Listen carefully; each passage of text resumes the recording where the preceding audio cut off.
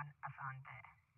एक हिंदी कहानी जो एक व्यक्ति की आंतरिक संघर्ष और आत्म खोज की यात्रा को दर्शाती है। एक समय की बात है, रामू एक साधारण गांव का किसान था, लेकिन उसके जीवन में शांति की कमी थी। उसके पास सब कुछ था, एक सुंदर परिवार, खेती की अच्छी जमीन और आरामदायक जीवन। फिर भी उसके मन में हमेशा एक अजीब सा खालीपन और बेचैनी रहती थी। वह समझ नहीं पाता था कि ऐसा क्यों है।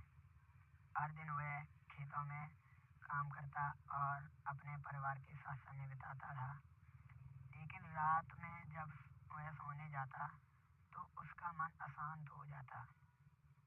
वह सोचता, मेरे पास सब कुछ है, फिर भी मैं खुश क्यों नहीं हूँ।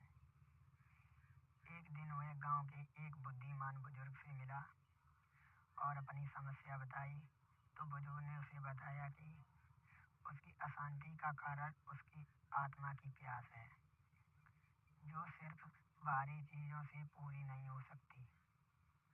तुम्हारा मन तब तक शांत नहीं हो सकता जब तक तुम अपने भीतर के सच्चे सुख को नहीं खोजते, बुजुर्ग ने कहा।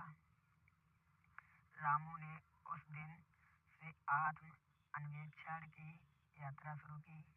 उसने अपने अंदर के सवालों को समझने की कोशिश की और ध्यान और साधना में मन लगाया। धीरे धीरे उसे महसूस हुआ कि सच्ची खुशी बाहरी चीजों में नहीं, बल्कि अपने भीतर की शांति और संतोष में है।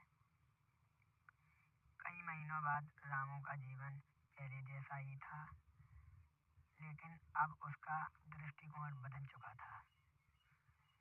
अब वह अपने काम में अपने परिवार के साथ बिताए हर पल को संतोष और शांति महसूस करता था। उसके मन की अशांति अब समाप्त हो चुकी थी। इस कहानी का संदेश है कि सच्ची शांति और सुख बाहरी दुनिया में नहीं, बल्कि हमारे भीतर के अनुभव और संतोष में निहित होते हैं। जब हम अपने अंदर की यात्रा पर निकलते हैं, तभी हमें वास्तविक अशांति मिलती है।